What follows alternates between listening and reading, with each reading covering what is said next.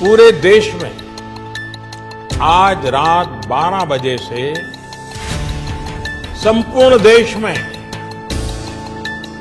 संपूर्ण लॉकडाउन होने जा रहा है। तो सुना आपने प्रधानमंत्री नरेंद्र मोदी को, उन्होंने कहा है आज रात 12 बजे से पूरे देश में संपूर्ण लॉकडाउन। हालात ये हैं कि देश में कई जगह सड़कों पर बिहार के मजदूरों को भूखे प्यासे पैदल जाते हुए देखा जा सकता है। जान हथेली पे देख के जा रहे हैं, न पहनने को न खाने को न कुछ। कैसे मर जाऊं, क्या रहूं, क्या खाऊं, कोई सुविधा नहीं तो क्या करूं। तो हम लोग नहीं जाएंगे तो यहाँ मर जाएंगे भूखा प्यासा।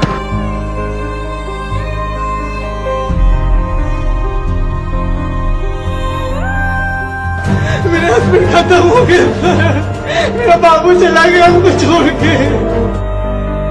कोरोना से जंग में भी देखिए बिहार अस्पताल खुद बीमार है, अस्पतालों के हालात बता रहे हैं कि मरीज भर्ती हो जाएं तो वो भगवान भरोसे ही घर वापस हो पाएंगे। पटना के अस्पतालों में ऑक्सीजन की कमी है, अस्पतालों ने मरीजों को लेना बंद कर दिया है।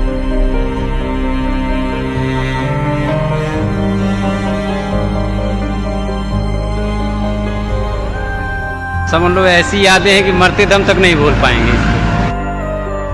कोविड विश्वव्यापी समस्या थी, संकट आया, सबको कष्ट हुआ, लॉकडाउन हुआ, त्राही त्राही मची।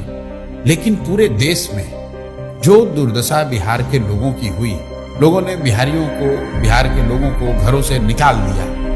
लोगों को बस तक नहीं मिला, ट्रेन नहीं, गाड़ी नहीं, पैदल चल के बच्चों को लेकर अपनी पोटली, अपनी जीवन की पूरी कमाई जमा पूंजी लेकर हजार किलोमीटर महिलाएं, बच्चे पैदल चलकर आए। महीनों तक वो नजारा चलता रहा और हम जैसे लोग सारी शक्ति, ताकत, साधन होने के बावजूद कुछ नहीं कर सके। ऐसा लगा कि नहीं, अगर भगवान ने शक्ति बुद्धि दी है, कुछ ऐसा करना होगा जिससे कि समाज सुधरे। नेताओं को जिताते हराते रहने से कुछ नहीं होगा। मेरा मोह भंग हुआ। फिर साल भर अपने लिए रखा, सोचने के लिए, समझने के लिए कि क्या करना है, कैसे करना है। और तय करके जब 2 मई 2022 को मैं आया बिहार में, 2 अक्टूबर से गांधी आश्रम पश्चिम चंपारण से पदयात्रा शुरू करेंगे।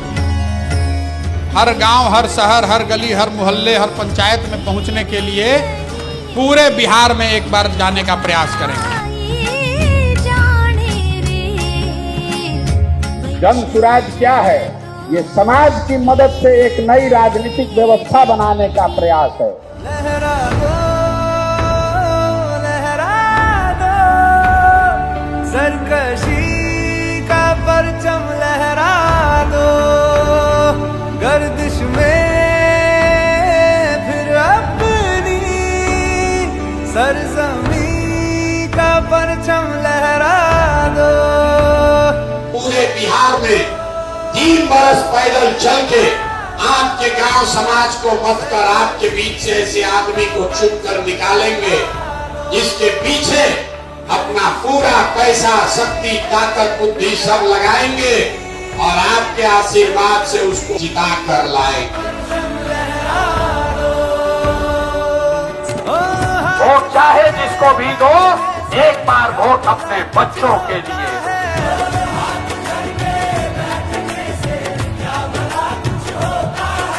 वोट देते समय स्वार्थी बनिए, अपना और अपने बच्चों का हित देखिए।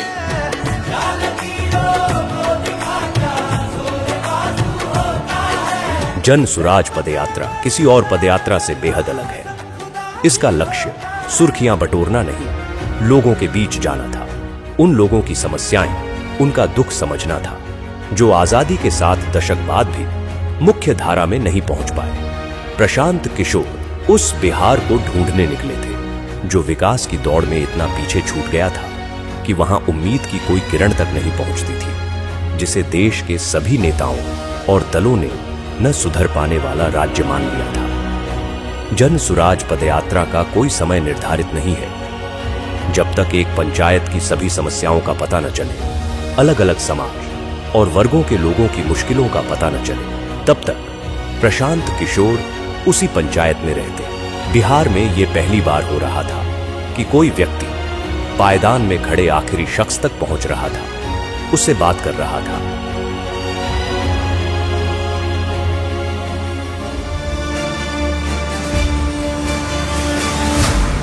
रात में पदयात्रा जहां खत्म होती, वहीं कैंप लगाया जाता। इस कैंप में प्रशांत किशोर 200 से 250 पदयात्रियों के साथ रुकते। न सोने की सही जगह थी, न पीने का साफ पानी। कैंप में सुविधाओं का अभाव था, लेकिन बिहार में बदलाव लाने के हौसले के आगे ये तकलीफें असर नहीं करती थी। सुबह होते ही कैंप में गांव वालों का आना शुरू हो जाता। प्रशांत किशोर उनसे मिलते और उनकी समस्याओं पर बात करते। लोगों को यकीन था कि कोई सुने न सुने, प्रशांत किशोर उनकी आवाज सुनेंगे और उनका दुख दूर करेंगे।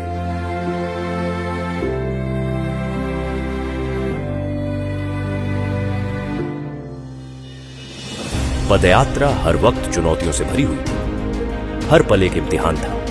कई सड़कें ऐसी थीं जहां सिर्फ पत्थर नजर आते थे। वहीं कुछ गांव ऐसे थे जहां सड़क पहुंची ही नहीं थी। कभी इतनी बारिश होती कि घुटने तक कीचड़ भर जाता, तो कभी इतनी तेज धूप होती कि 2 कदम चलना भी एक चुनौती बन जाता। लेकिन इन सब के बावजूद प्रशांत किशोर चलते रहे। तेज धूप, कड़ाके की ठंड या मूसलाधार बारिश, हालात कोई हो, प्रशांत किशोर का मनोबल नहीं तोड़ सका। हर दिन प्रशांत किशोर 20 से 25 किलोमीटर पैदल चलते, लोगों से मिलते, छोटे छोटे समूहों में लोगों से बात करते। जो पदयात्रा महज कुछ लोगों के साथ शुरू हुई थी, अब उसमें लोग दूर दूर से आकर जुड़ने लगे। प्रशांत की आवाज पूरे बिहार में गूंजने लगी। वो जहां जाते, लोग उनकी बात सुनने के लिए इकट्ठा हो जाते। जिस मुखिया को, विधायक को जात और धर्म के नाम पर 500 रुपया और मुर्गा भात के लालच में आप वोट देते हैं, वही आदमी जब जीत कर आता है, आपके हलक में उंगली डाल के 5,000 10,000 रुपया निकालता है और आप बाप बाप चिल्लाते हैं कि भैया बड़ा भ्रष्टाचार।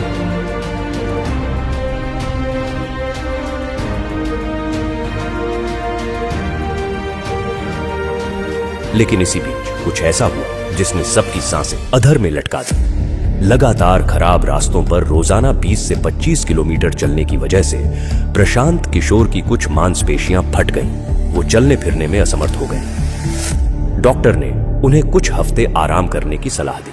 समस्तीपुर में जब एंट्री हो रही थी, वैशाली से हम समस्तीपुर की तरफ बढ़ रहे थे, तो शाम के बाद अचानक से हमारी नजर जब प्रशांत किशोर पे पड़ी तो उनके पैरों में बहुत तकलीफ थी। मतलब वो जूझ रहे थे उस तकलीफ से, उनसे चला नहीं जा रहा था। और चूंकि वो बहुत संकल्पित थे और जैसा कि सबको पता है वो बहुत जिद्दी आदमी है, 5-6 किलोमीटर का डिस्टेंस अभी और रह गया था। बावजूद इसके कई लोगों ने आके बताया, हम लोगों ने प्रशांत को कहा कि भाई आपसे नहीं चला जा रहा है तो आप किसी गाड़ी पे बैठ जाइए, वहां से हम लोग चलते हैं। लेकिन तब भी उन्होंने उसको किसी तरीके से कंप्लीट किया। शाम को जब पदयात्री आपस में बैठ के बातचीत कर रहे थे तो ये बातचीत चल रही थी, सब मायूस थे और एक बार के लिए लग रहा था कि अब शायद ये पदयात्रा कभी ना चले, जितना तकलीफ में प्रशांत किशोर उस वक्त दिखाई पड़ रहे थे। लेकिन महज कुछ दिनों के बाद ही उतने ही उत्साह के साथ उसी मोरवा ब्लॉक के लरुआ गांव से पदयात्रा फिर से शुरू होती है। तो वहां महिलाएं उनको आशीर्वाद देने के लिए लगातार आए हैं। सबकी आंखों में आंसू है, इमोशनल है। जैसे ही पदयात्रा चलती है कई लोग उनको गले लगा लेते हैं, कई महिलाएं उनके सर पे हाथ रख देती है उनको आशीर्वाद देने के लिए। बुजुर्ग आके बात करते हैं और गांव में भी एक उत्साह का माहौल होता है कि जिस व्यक्ति को यहीं पे चोट लगी थी वहीं से उनकी शुरुआत हो रही है।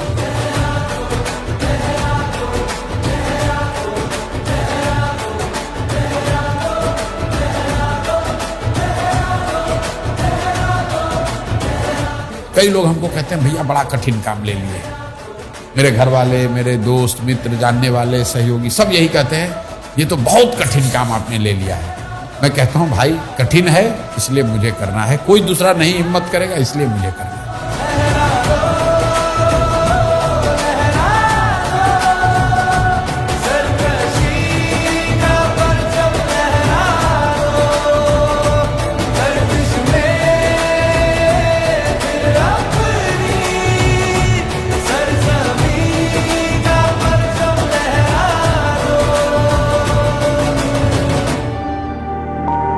पदयात्रा के दौरान प्रशांत किशोर की पहचान एक नए बिहार से हुई।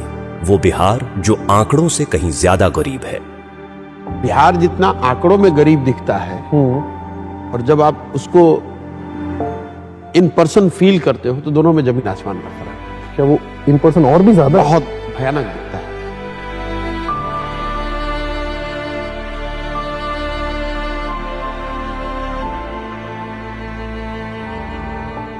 जब आप उसको विजुअली देखते हैं, इंटरैक्ट करते हैं, तो कभी कभी वो मतलब घबराहट सी होती है, इतनी मतलब है घबराहट होती है, यार ये कैसे सुधरेगा, कितना पीछे छूट गए हम लोग। क्वाइट कॉमन, आप किसी भी सभा में आप बैठते हैं तो 5-10 ऐसी बूढ़ी महिलाएं आपको मिल जाएंगी, बुजुर्ग मिल जाएंगे जो कहेंगे कि हमारे पास कुछ नहीं है, 400 रुपये पेंशन मिलता है, वो भी नहीं आ रहा है, बच्चों ने मुझे निकाल दिया है, मेरे पास घर नहीं है।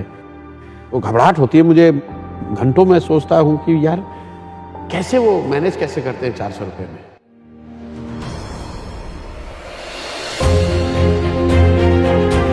दो सालों की पदयात्रा में प्रशांत किशोर ने लोगों को जागरूक किया, उन्हें अपने वोट की सही ताकत का एहसास करवाया, उन्हें बताया कि उनका और उनके बच्चों का जीवन बदलने का तरीका है सही मुद्दे पर वोट देना। लेकिन हर जगह लोग यही कहते कि उनके पास विकल्प नहीं है। इसके अभाव में हर बार उन्हें न चाहते हुए भी उन्हीं कुछ दलों को वोट देना पड़ता है।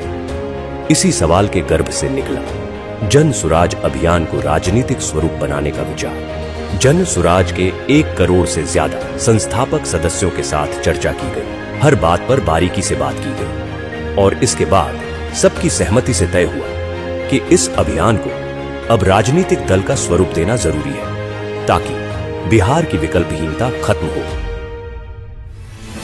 25 में बिहार में नई व्यवस्था बननी है। आपने हाथ में राखी बांधी है, तब आपका हाथ पकड़ रहे हैं और भरोसा रखिए आपको भी हारने नहीं देंगे। 2025 में जनता का राज बनाए।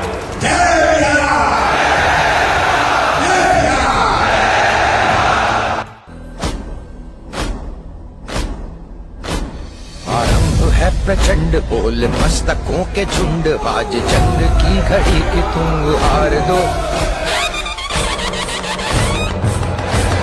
आरंभ है प्रचंड बोल मस्तकों के झुंड, आज जंग की घड़ी की तुम हार दो।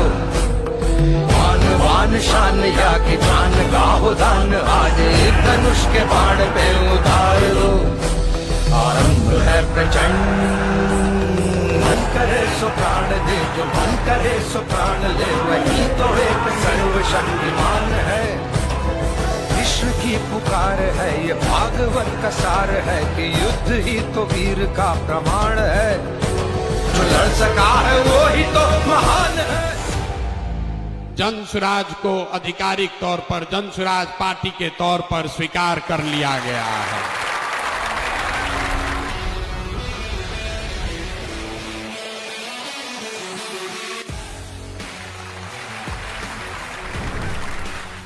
जन सुराज बिहार के युवाओं की जिद है कि जिस बिहार को इस देश के बड़े बड़े दल और नेताओं ने न सुधर पाने वाला राज्य, जातियों में बटा हुआ राज्य मानकर इसके हाल पर छोड़ दिया है, उसको सुधारने का जिम्मा यहाँ के युवाओं ने उठाया है। ये हमारी जिद है। जन सुराज बिहार के युवाओं का संकल्प है कि अगले 10 बरस में देश का सबसे गरीब और पिछड़ा राज्य बिहार, इसको देश के 10 सबसे अग्रणी राज्यों में शामिल कराकर ही दम लिया जाएगा। तो जन सुराज जिद है युवाओं का, जन सुराज हमारा संकल्प है, जन सुराज एक नई व्यवस्था है, लेकिन सबसे बढ़कर ये जन सुराज का सपना है।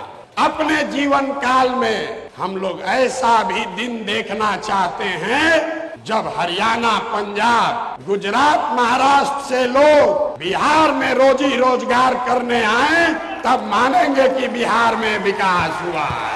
होना चाहिए कि नहीं होना चाहिए? होना चाहिए कि नहीं होना चाहिए?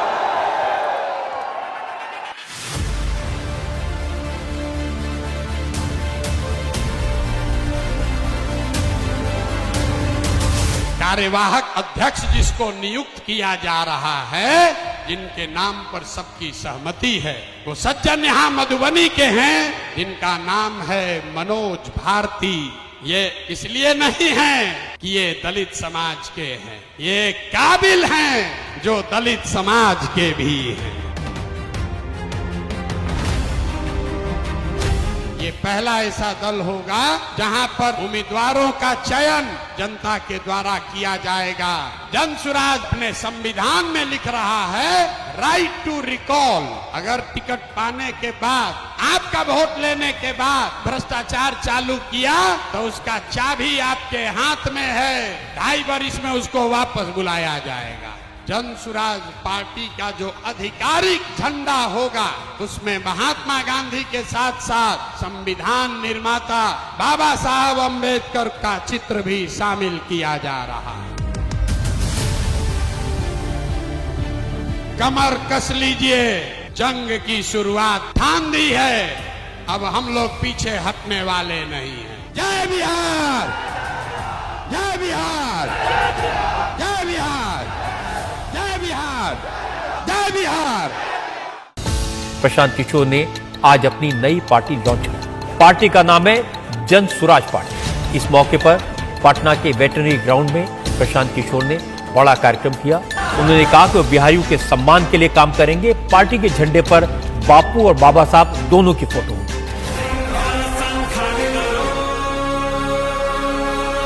मैं यहाँ से यात्रा पर निकलूंगा और आपके घर, आपके गांव आऊंगा। ये हमको रोक नहीं सकते हैं।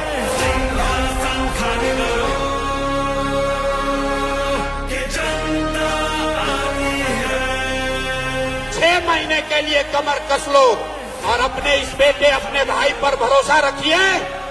नवंबर में आपको नई सरकार बनाकर, जनता की सरकार बनाकर देंगे।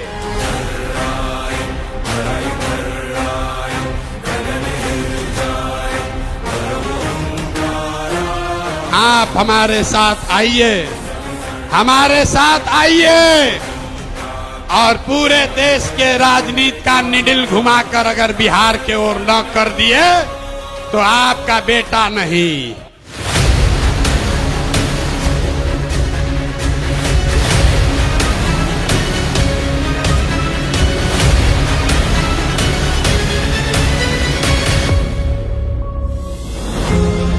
दल बनने के बाद एक बार फिर प्रशांत किशोर ने लोगों के बीच पहुंचना शुरू किया। इस यात्रा को नाम दिया गया बिहार बदलाव यात्रा। मकसद वही था, दशकों से विकास की दौड़ में पीछे छूट रहे बिहार के लोगों को बताना कि वो गरीबी और बदहाली से कैसे निकल सकते हैं। लोगों को ये एहसास दिलाना कि वो अपने वोट की ताकत से बिहार में कैसे बदलाव ला सकते हैं। यात्रा की शुरुआत जयप्रकाश नारायण के पैतृक गांव सिताब दियारा से हुई, लेकिन वहां पहुंचकर पता चला कि जेपी के घर का बिजली कनेक्शन कटा हुआ था क्योंकि बिजली बिल का भुगतान नहीं किया गया था। इस स्थिति से साफ हो गया कि 40 साल से जेपी के नाम पर राजनीति करने वालों की मानसिकता क्या है। प्रशांत किशोर ने इस स्थिति को जनता के सामने रखा। भाई बताइए, जेपी के घर में भारत रत्न आपने दे दिया, आप जेपी की एक महिमा बरकत कर रहे हैं नाम पर, कुर्सी पर बैठे हुए हैं और उनके घर में बिजली नहीं है, अंधेरा रहता। इससे ज्यादा दुर्भाग्य की बात क्या हो सकती है। नतीजा यह हुआ कि जेपी के घर की बिजली बहाल हुई। इस तरह बिहार को बदलने की यात्रा की शुरुआत जेपी के घर की स्थिति बदलकर हुई। 1 साल से कटी हुई है डिस्कनेक्ट में। आज प्रशांत साहब आए हुए हैं तो बिजली चालू हो गई यहाँ पे। बिहार बदलाव यात्रा ने इस बात को साफ कर दिया कि प्रशांत किशोर ने लोगों के मन में उम्मीद भर दी है। वो जहां जाते हजारों की भीड़ उनके स्वागत में खड़ी रहती। लोग दूर दूर से प्रशांत किशोर को सुनने आ रहे थे। वोट बिहार का तो फैक्ट्री कहाँ लगना चाहिए, बिहार में कि गुजरात में? सबको बोलना है, वोट बिहार का तो फैक्ट्री कहाँ लगना चाहिए, बिहार में कि गुजरात में? बिहार में कि गुजरात में?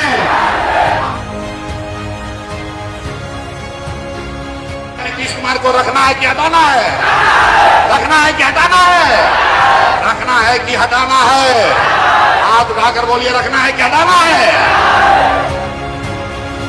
सभाओं में जन सुराजियों की ऐसी भीड़ उमड़ती कि लोग देखकर दंग रह जाते। सबके मन में सिर्फ एक ही उम्मीद कि प्रशांत किशोर बिहार में बदलाव लाएंगे।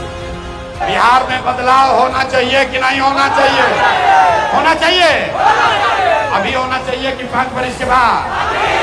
अभी की 5 बरिस के बाद? सब लोग तैयार है? अगर सब तैयार है तो हमसे गारंटी ले लीजिए, छठ के बाद किसी का बच्चा बिहार से बाहर पढ़ने के लिए और रोजगार के लिए नहीं जाएगा।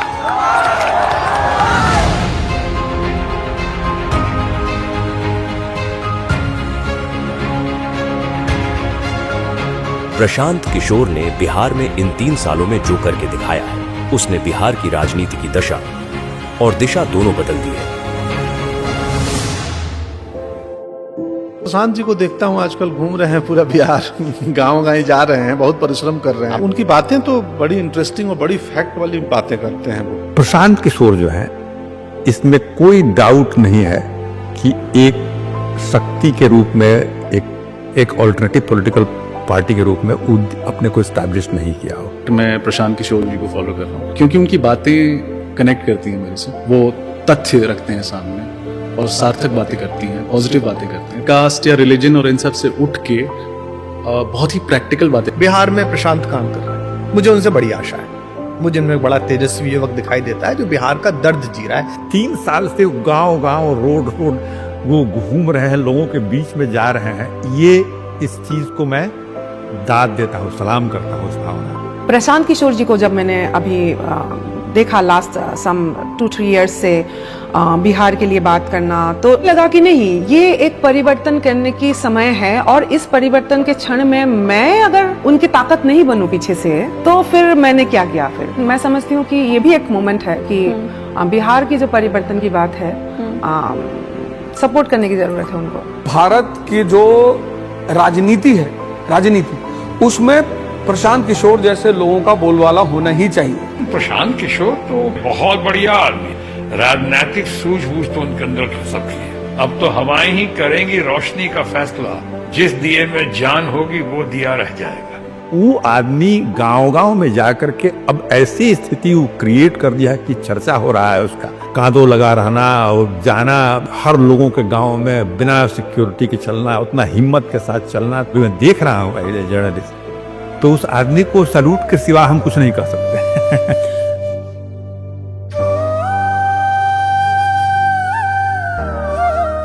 जीवन में मेरे पास जो कुछ भी है वो सब कुछ मैंने इसमें दांव पर लगाया है, अपना सब कुछ झोंका है इस पर, और ये तय करके आए हैं कि चाहे जो भी करना पड़े, किए बगैर मानूंगा नहीं।